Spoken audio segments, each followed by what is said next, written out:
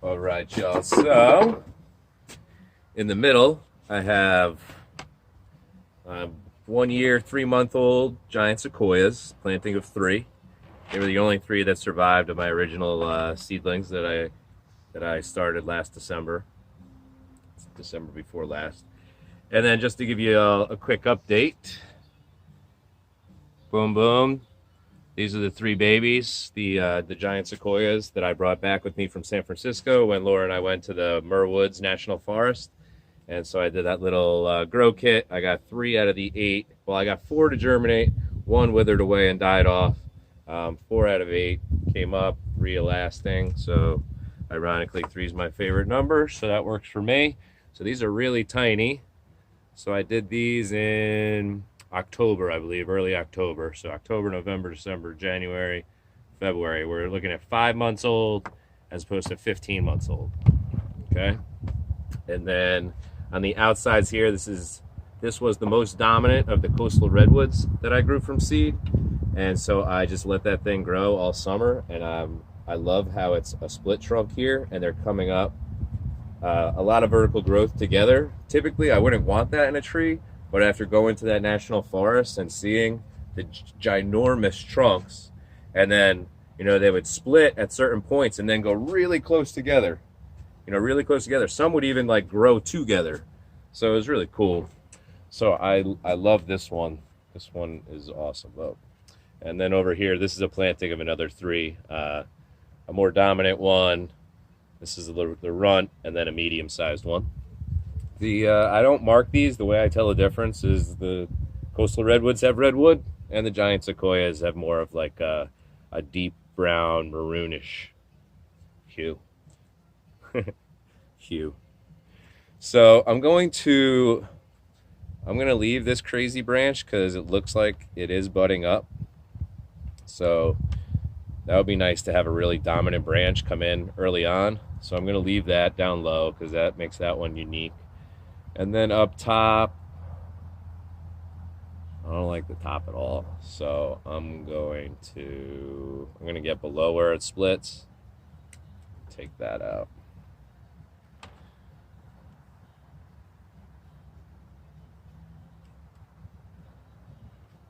There's a tiny little runt down here.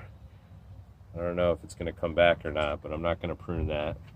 And this is getting a second trunk right here, so that's cool. All right, now over here, just nip this tip, that out of there. And then I've got 2 branches growing from one spot, and then a whole bunch of nodes coming from the base of it. So I'm actually going to rub out all the lower nodes below my trunk line of where I want, because I just don't want them getting any energy or developing at all. Take those out.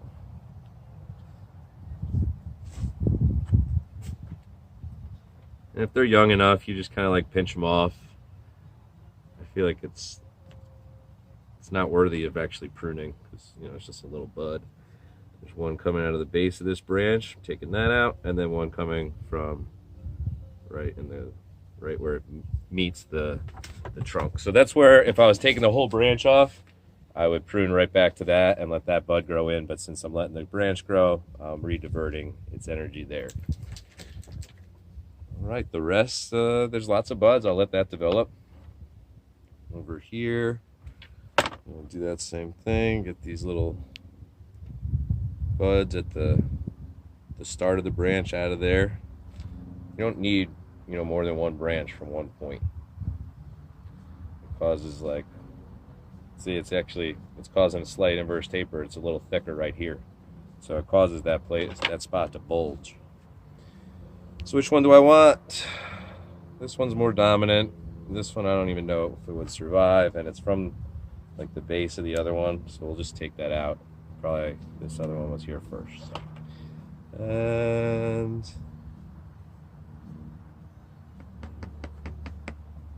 I'm going to take it back to here. There's a couple of buds, one going towards you, one coming towards me. I think those will work out nicely. All right, cool. Giant sequoias. Don't forget those babies out here. It is a beautiful sunny day in Northwest Connecticut for February. I'm loving it. Uh, I'd say in the sun it's probably over 50 right now. It's nice. Okay, so like I said, I didn't touch this guy, so it's a little bit more of a project. Where do we don't want branches below where it splits, do we? Or do we? Does that offer balance? Get this one out from between. Well, while I make up my mind on that, I just don't want any branches starting where it forks. I want that to be the focal point. While I'm deciding on that, I'm going to take out any inward new branches that would be growing into each other. I just don't want it to become a problem. Might as well just get them out.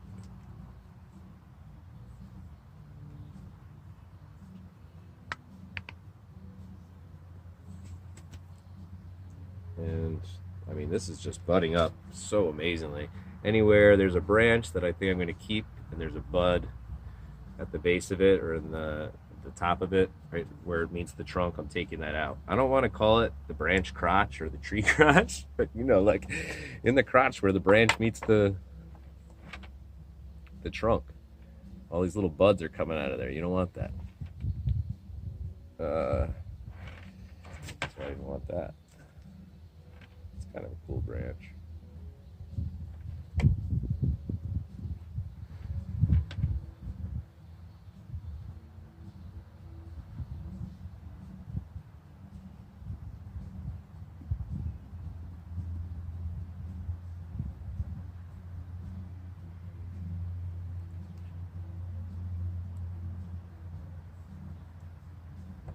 Okay.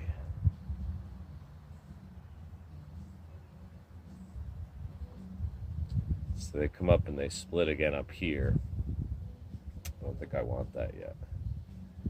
So that's probably where I'm going to bring it down to. Why don't we? I've got a couple of buds facing one to me, one to you. So that'll be good. So it won't interfere with the other side.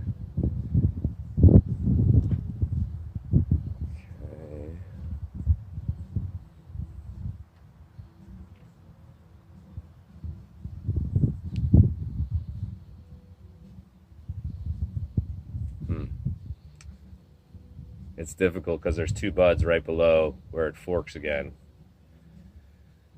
I'm gonna make them both pretty much the same height.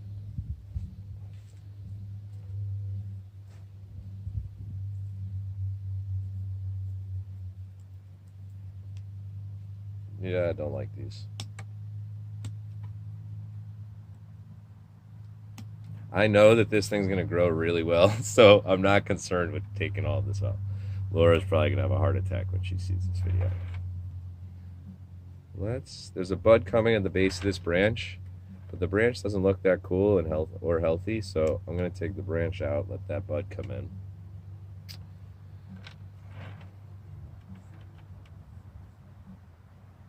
Yeah, I think I just made that decision. I'm bringing it, all the branches that existed before now, I'm taking them out. And I'll let the new buds come in and form new branches for this year, this coming grow season. But I didn't damage that one. Yeah, cool, because that'll this establishes what I want from it. And then we'll see what the branches look like coming in this year. Sweet. Tons of buds on that guy. All right, last one of this variety. So here we go. We've got 3 more of these bad boys. So this just has 2 annoying branches up at the top.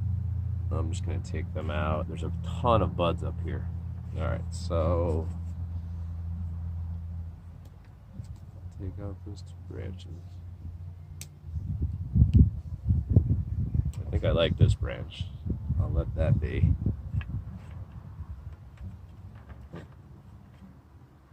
Yeah, it's got a few branches that I don't mind. Couple down here, low. Looks like we're gonna get some coming in up here. Just have to pick a bud. I'll go with my leader.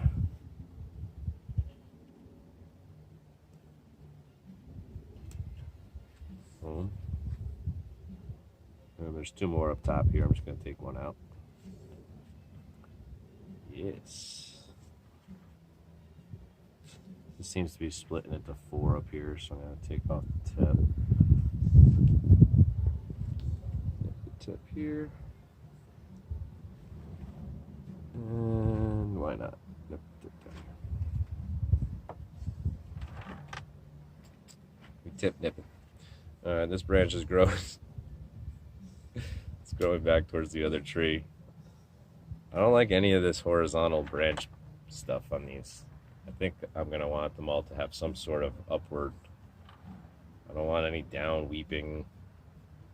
Yeah, at least this one has a slight angle going up, but it's still a little too parallel. I think I like more like these. This is beautiful. So with that being said, taking out this branch.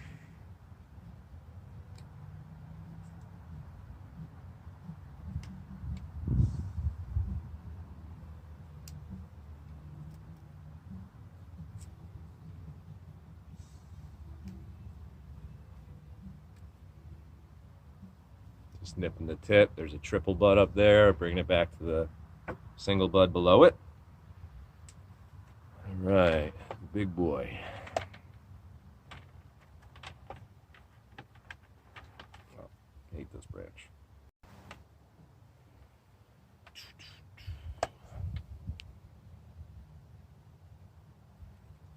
This one's trending upwards, so we'll give it a chance. These two seem to be competing. These are weird. I don't love them. I don't like them. So I like swirly in some of my trees, especially like my subtropicals, but these redwoods we're trying to make look like actual redwoods. I don't need a gnarly swirly redwood. This out of here.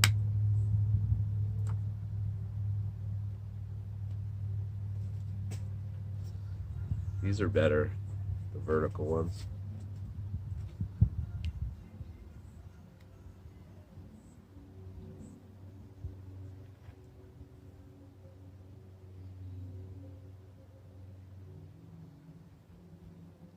Yeah, nice bud coming back towards me.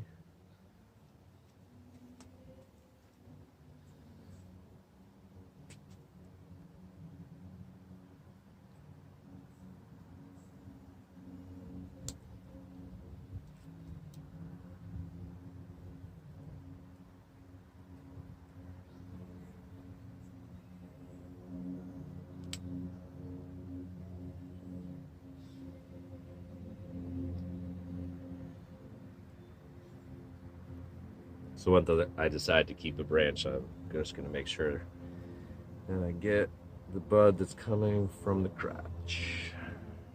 Now I'm just saying it. Now it's a thing.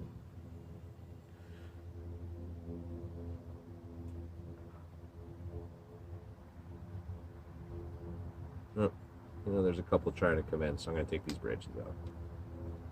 Then they won't compete with the apex.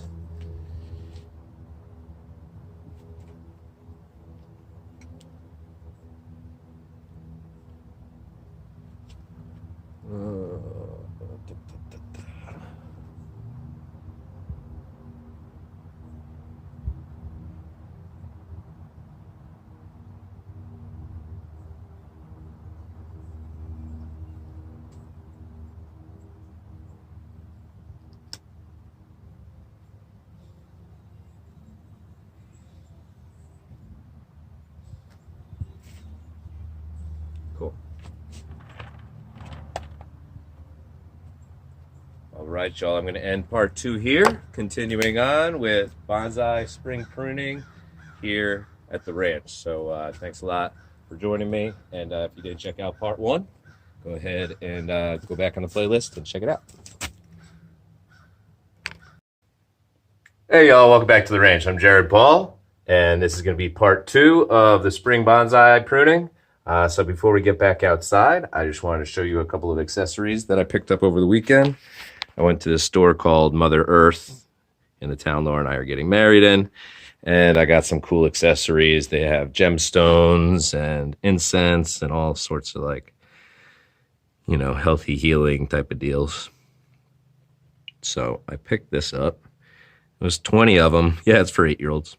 It was 20 different gemstones, and it was only $8. So I thought that was cool. One of my favorites is the tiger's eye, right there. Right there. Zoom, make it clear. Nice. No camera. Okay. Well, so I got that, and this cool money frog. See, it's got some money in its mouth, and you're supposed to face it away from the entrance of your house, and that brings money and fortune to you. So it says, money frogs, or Chanshu in Chinese, are mythical creatures said to appear every full moon near homes that will receive news of increased wealth.